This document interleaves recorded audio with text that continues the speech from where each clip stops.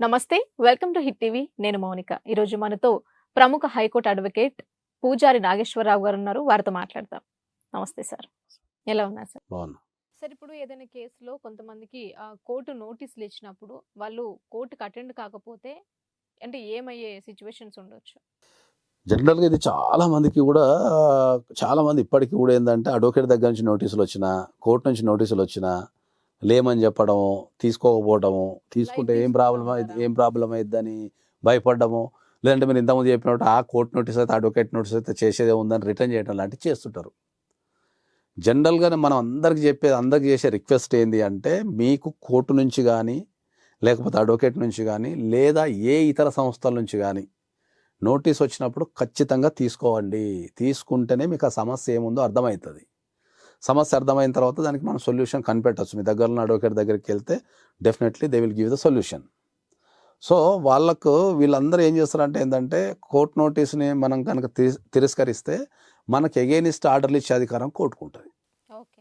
మనం లేమని రాపిచ్చినా, ఇంటికి తాళం వేసి ఉన్నదని రాపిచ్చినా, లేకపోతే తీసుకోమని చెప్పినా కూడా ఓకే. మీరు మనకు నోటీసులు 2 రకాలుగా వస్తాయి. ప్రతి వ్యక్తికి కోర్టు నుంచి నోటీసులు 2 రకాలు వస్తాయి. ఒకటి బై పోస్ట్ వస్తుంది, ఒకటి బై పర్సన్ కూడా వస్తాడు. ఓకే. ఈ రెండిట్లో ఏదో ఒకటి ముందు జరుగుతుంది. నువ్వు బై పోస్ట్ వచ్చినా, బై పర్సన్ వచ్చినా definitely you have to receive the notices. ఒకవేళ నువ్వు నోటీస్ని రిజెక్షన్ చేసినా, అబద్ధాలు ఆడినా, తీసుకోనని చెప్పినా వీళ్ళు అదే రాసుకొని పోయి కోర్టులో చెప్పేస్తారు. కోర్టులో చెప్పేస్తే ఏమవుతుంది, డెఫినెట్లీ ఏం చేస్తా, అబ్బా మేము పంపిస్తున్న మేము నోటీస్ పంపించి చర్చిస్తానికి రమ్మంటే రాలేదు కదా, సో ఈ వ్యక్తి చెప్పేది నిజమేనేమో అని చెప్పేసి ఎవరైతే కేసు వేసుకుంటో వన్ ఫేవర్లో ఆర్డర్ ఇచ్చేస్తుంది. ఓకే. డెఫినెట్లీ ఆర్డర్ ఇస్తుంది. సో మనం చాలా స్పష్టంగా ఏం చెప్తామంటే, అడ్వకేట్ దగ్గర నుంచి కానీ, కోర్టు నుంచి కానీ ఏ నోటీస్ వచ్చినా తీసుకోమని చెప్తాం. దాన్ని ఒకరిని అడగాల్సిన అవసరమే లేదు. నోటీస్ తీసుకోండి, చదవండి. చదివితే చాలా ఈజీ అవుతుంది. ఎదుటోడు చెప్పేది అబద్ధమా నిజమా, దాన్ని పోరాడటానికి రకరకాల చట్టాలు ఉంటాయి, రకరకాల ప్రాసెస్లు ఉంటాయి. అవి మీరు దగ్గరలో ఉన్న అడ్వకేట్ దగ్గరికి వెళ్తే చెప్పేస్తారు. సో వీళ్ళు భయపడటమో, లేకపోతే మీరు ఇంతకుముందు అన్నట్టు నెగ్లెక్ట్ చేయటమో, అది తెలివో, మూడిట్లేదు ఒకటి ఉంటుంది, తీసుకోరు. ఇదంతా ఆర్డర్ పాస్ అయిన తర్వాత అప్పుడు వస్తారు.